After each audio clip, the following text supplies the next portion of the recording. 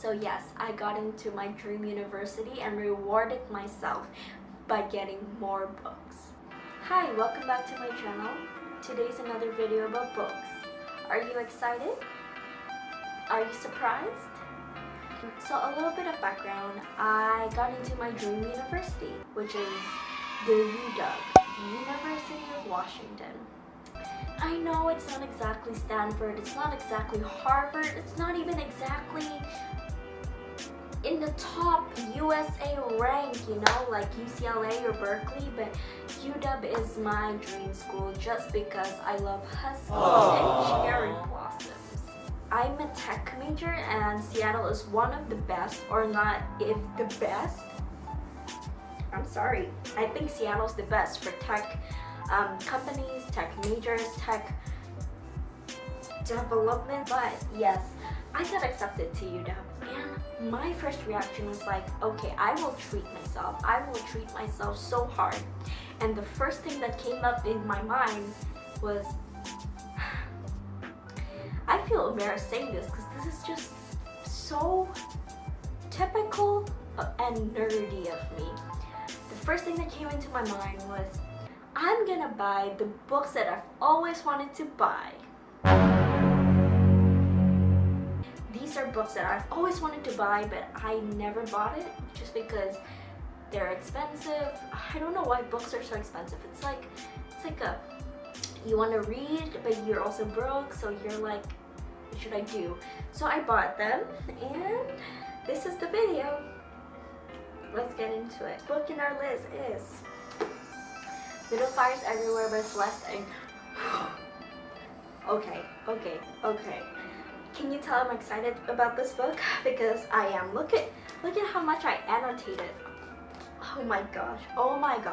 Before I read Little Fires Everywhere, I was listening to Everything I Never Told You, which is her debut novel in audiobook, and let me just say that has become one of my favorite books ever. And then I was like, wow.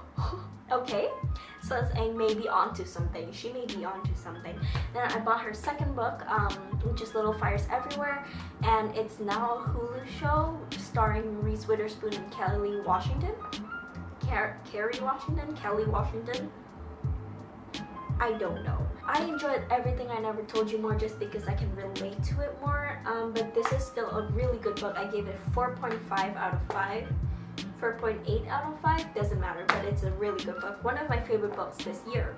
This book is about families in a suburban neighborhood. One family is the Richardsons.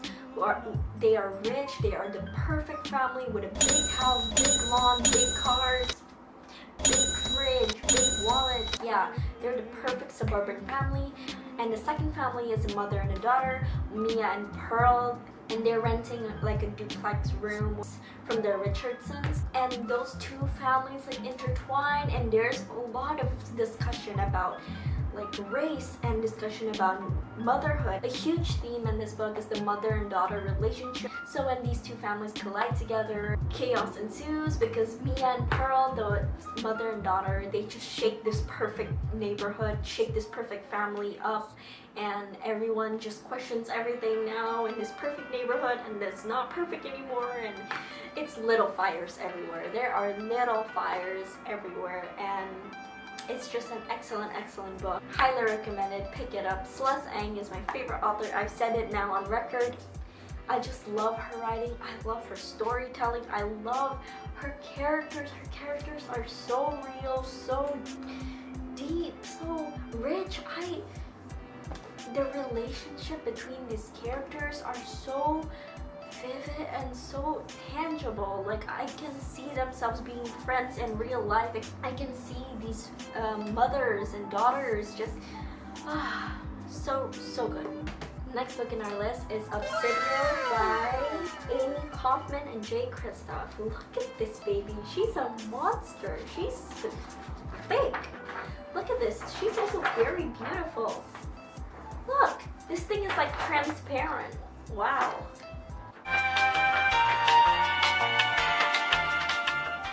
Obsidio is the third book in the Illuminae Files series. Yeah, if you are a fan of Star Trek or Star Wars, I highly recommended to pick up this series. It's called the Illuminate File series.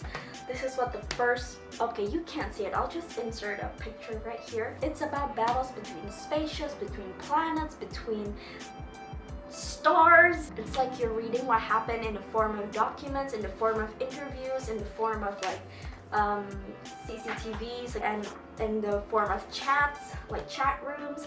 It's so cool, so futuristic. I enjoyed the first 2 books thoroughly in high school just because I've never read anything like it. It's not in the traditional novel form. Some secret information is like blurred out, some are highlighted like in the cover. I'm gonna go have fun with this now, and I've heard people rave about the audiobooks just because they say like it's a whole production. It's like you can hear sound effects of the spaceships or something. So I highly recommend it if you like sci-fi. I feel like this is the most sci-fi thing you can ask for just because of the format, and also just look, you know.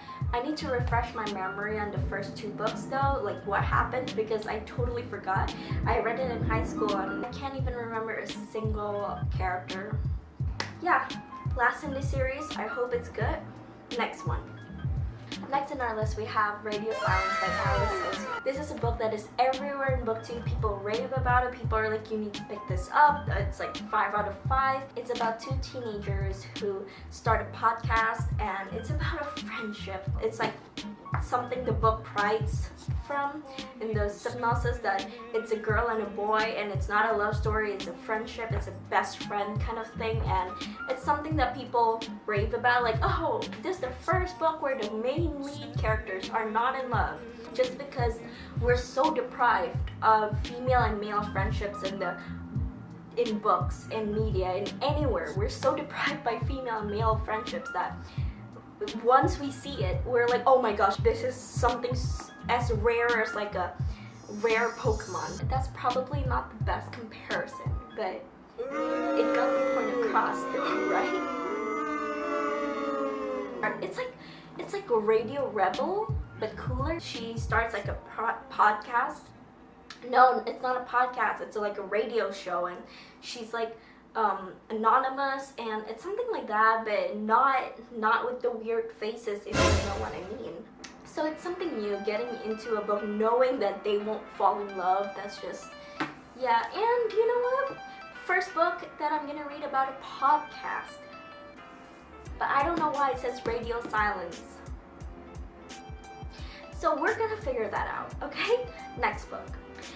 Last book in our list is War Story by Victoria Aveyard. This is a monster. Like, Obsidio has nothing on it. Like, Obsidio can never, like, these 2, I feel like I can kill and whack someone with this. Just imagine getting whacked. These are so heavy. Like, I feel like my wrist will snap at any moment.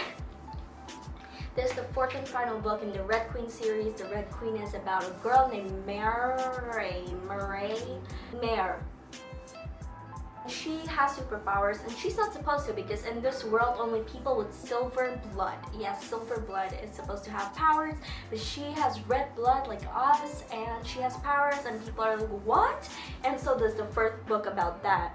And I loved the first book, The Red Queen. It was one of my favorite, I think it's still one of my favorite YA fantasy books, just because it's one of my first YA fantasy books, so it has a special place in my heart, you know. It's the first book about YA fantasy, and it just pulled me in to the YA fantasy world, and I can never escape it ever since. And then I read the 2nd book, and then I read the 3rd book, and now we're in the 4th book, and I feel like the story has just dragged on too long. It's the same story over and over in each book, and I bought this book just for old time's sake. This isn't the last book. I don't know if I will read another one, just because I feel like the series deteriorate through. Yeah, The Red Queen was excellent. The 2nd book, I can't even remember what comes after The Red Queen. The Blue Queen, I don't know.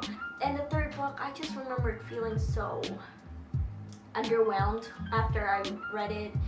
I don't know, The Yellow Queen, and now we're in War Storm. And let's see if I like it, you know, let's see if I like it. I'll give it a chance. Just like Obsidio, I think I will have to refresh my memory on what happened. And how many pages is this really? Why is it so heavy? Like, why is it so heavy? It's a 650 plus page book. 650 pages? I need to refresh my memory on this just because it's been so long since I read the last book. I think it was King's Cage. Yeah, it wasn't the Yellow Queen. Yeah, we're gonna go celebrate my university acceptance right now. So let's go party and bye-bye. Thank you for watching and I'll see you guys later. Bye-bye.